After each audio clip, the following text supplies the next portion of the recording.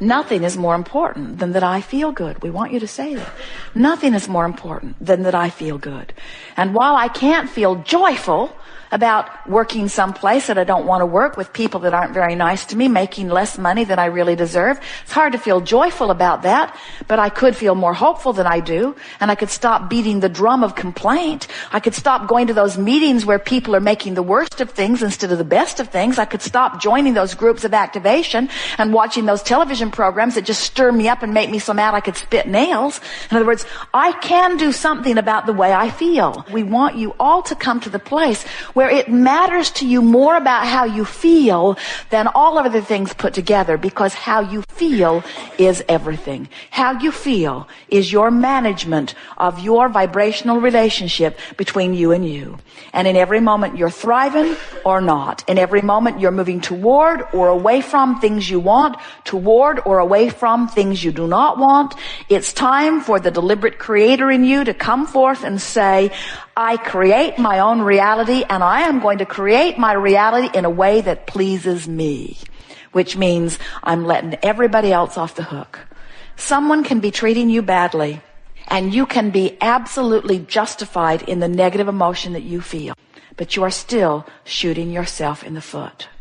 And if you're waiting around for that person to treat you better, like you used to, before you feel better, you're putting creative control someplace where it doesn't belong. You're putting creative control someplace where there is no creative control. You hold all the creative control. If you let your happiness depend upon how somebody else feels about you, now you've got to control how somebody else feels about you, which means now you're standing on your head in all kinds of different ways to please that someone or those someones, which means now you've lost sight of your own guidance system. You see how it works? We know it's easy to seek approval, because when you find approval from someone, it feels good. When someone holds you as their object of attention and they love you, oh, it feels so good. They're tuned in, tapped in, turned on to source energy, and they're flooding it all over you. You want that. But that's not your source of connection. You have your own source of connection. Sometimes our physical friends behave as if they do not think that they are worthy enough or smart enough to get to choose the direction of your own life experience. And we say, what could be better than you to get to give birth to your preferences? We did not say you rule the world. We don't even want you dabbling in someone else's pie.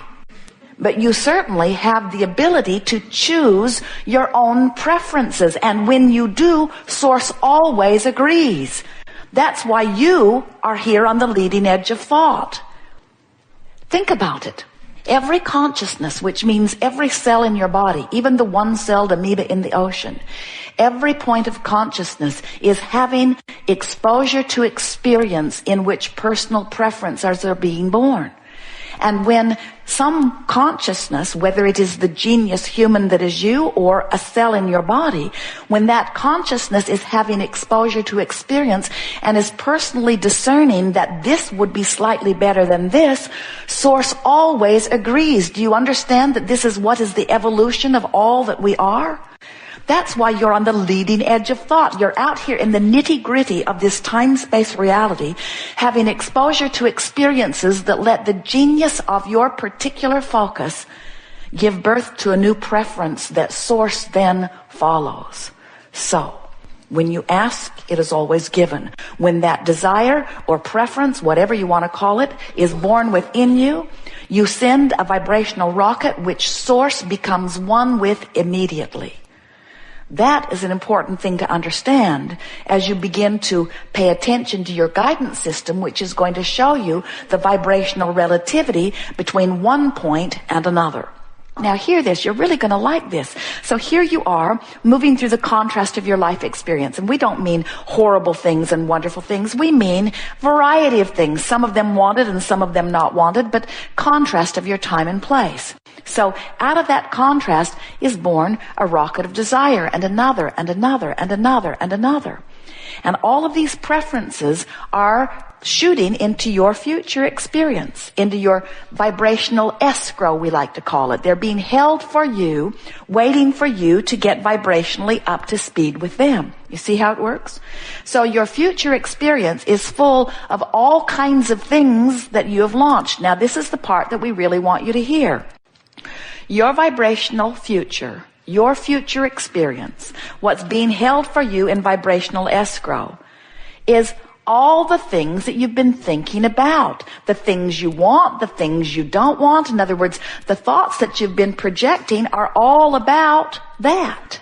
And the way you feel is your indication of what you're moving towards. So if you are feeling grouchy every day, ornery every day, unhappy every day, you're moving closer and closer toward a manifestation of something that when it manifests, you're not going to like it. And most of you are going to say, whoa, where did that come from?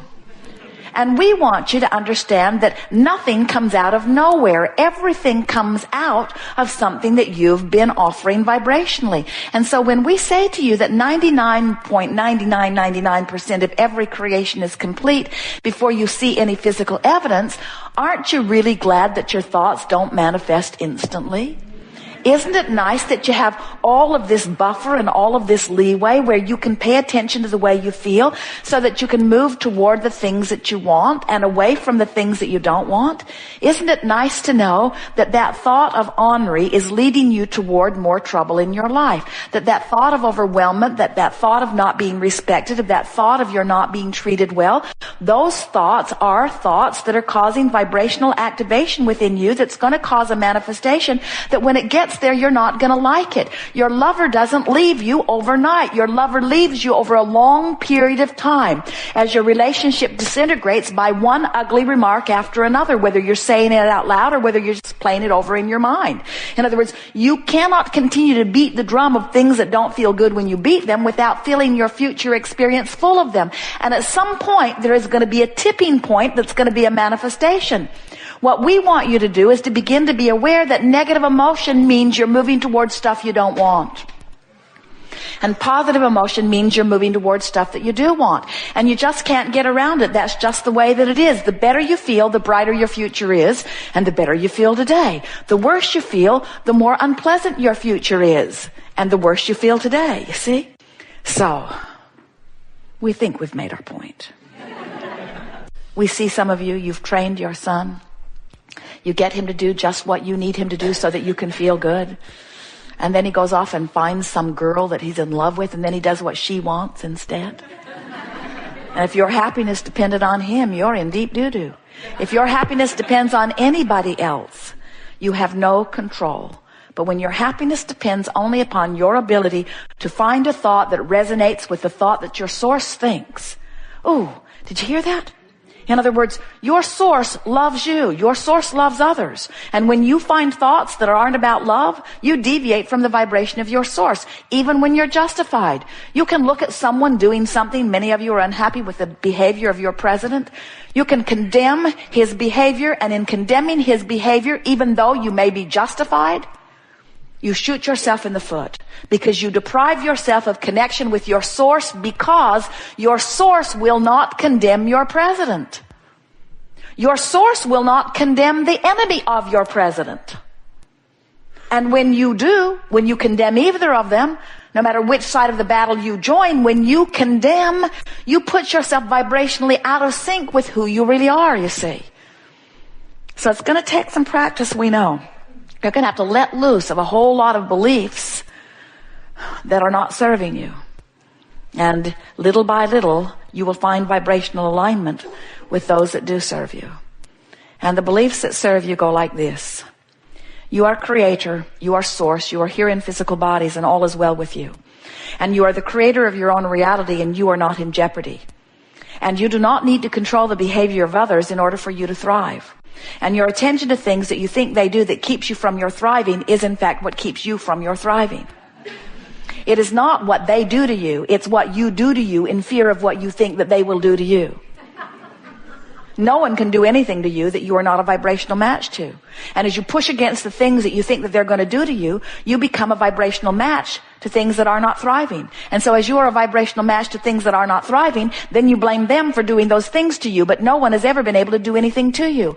Even the one that held the gun that shot you in the head did not do it to you. You did it to you because you brought the one that brought the gun that shot you in the head to you by your attention to those that bring guns and shoot people in the head. In other words, nothing can come to you that you are not a vibrational match to. There are no victims. There is only vibrational alignment with thought. And whatever thought you're activating is the thought that becomes your point of attraction. And whatever thought becomes your point of attraction is what happens to you. It is law. It's just the way that it is. And you never hold a thought that is detrimental to you and feel good while you hold it. And you never hold a thought that is beneficial to you and feel bad while you hold it. In other words, the way you feel is everything. Good time for a segment of refreshment. We've told you everything we know. We're done. You are the creator of your own experience. You get that? And you are the creator of the way you feel because you are the projector of your thoughts. And you get to choose the way you feel. And when you decide, and we want you to today, that you are going to do whatever you can do to find the best feeling thought that you have access to right now, you will always be moving in the direction of your desire. And today, the disease will stop expanding. Today, the money that has not been coming begins moving toward you. Today, those that are important to you will begin to treat you better. Today, traffic will begin to part for you. Today, you will begin to move into alignment with the things that you're wanting right now, right here, today. The evidence will show itself to you today. Don't start on those things that are hardest. Start on easier things. And as you start on easier things, your feeling of pessimism will move to hopefulness, and your feeling of hopefulness will move to belief. And soon your feeling of belief will move into knowing, because you will know that you are the creator of your own reality. You will come to the place within 30 days, if you want to, of knowing, believing that there is nothing that you cannot be or do or have. And then you can get down with the business that you came here to get to, which was, what is it of all of this myriad of possibilities that I choose for me from where I am? And you can only choose from where you are, you know. You can't choose from someplace else. You do not have the vibrational relativity to choose from somewhere else. So leave everybody else out of the equation and care infinitely about your improvement from where you are. And you will look at the masters on your planet in all disciplines, and you will discover that you are less than a year away from the achievement of what the greatest of them have achieved once you get pointed in the direction of your desire. From what we can feel from you, it will take you about 30 days to get in sync with the idea that you want to feel good. And then about another 30 days of practicing feeling good on several subjects. And then by the end of the third 30 days, you will be a master of your own vibrational countenance.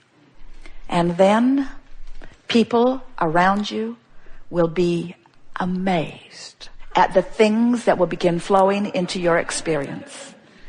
People who have known you for a while will come to you and say, what in the world has happened to you? You seem happy all the time. And it seems that I just heard you barely say you wanted that, and then the door opened and a way for you to get it came. What's going on with you? And you will say to them, I followed my bliss, and I stopped off in rage and revenge for a day or two. It was fun. I really liked it. And then I sniffed out anger and left revenge behind. And then I sniffed out frustration, and I stayed there for several days because I'd practiced that quite a bit, and it was an easy place for me to be.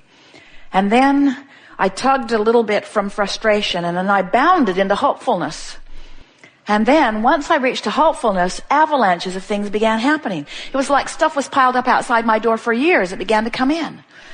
And then, from hopefulness, it was really easy for me to get into a place of optimistic belief. And once I reached belief, then it was like I returned to the feeling I was born with. Suddenly I began feeling eager again and optimistic about things. And then I began to think about who I am and what I really want in life. I began to dream bigger. I began to resurrect things that I remembered wanting when I was a teenager. I began to make lists of things that I began wanting. I began to breathe deeper and feel more expansively. And then, I gotta tell you, truly incredible things began happening to me. From what seemed like out of nowhere, amazing things happened that 90 days ago, I couldn't even imagine. And today, they feel like the next logical step. And that's the most important thing, friends. As you start moving up the emotional scale, only the thing that feels like the next logical step can come. If it feels too amazing, too good to be true, it is. It can't happen for you. But when it starts feeling normal, and how do you start making amazing things feel normal? You'll work your way up to them. You start practicing the feeling of the amazing things until you just begin expecting amazing things.